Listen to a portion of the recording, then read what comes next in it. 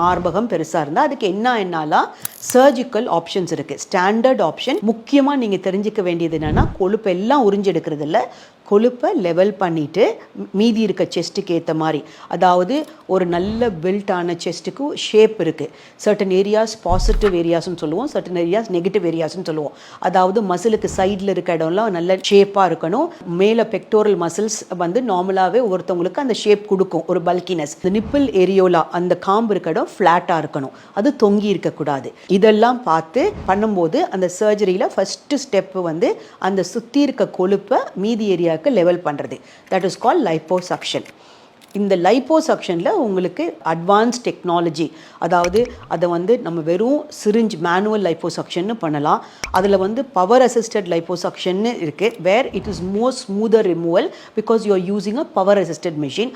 அதை இன்னும் அட்வான்ஸாக போனீங்கன்னா வேசர் லைப்போசக்ஷன், அல்ட்ராசவுண்ட் யூஸ் பண்ணி அந்த கொழுப்பை கரைக்கிறது. இதெல்லாம் வந்து யூஸ் பண்ணும்போது ஆல்சோ இப்போல்லாம் லேட்டஸ்ட்டாக ரேடியோ ஃப்ரீக்வன்சி எனர்ஜி யூஸ் பண்ணி கூட அந்த கொழுப்பை கரைக்கலாம்.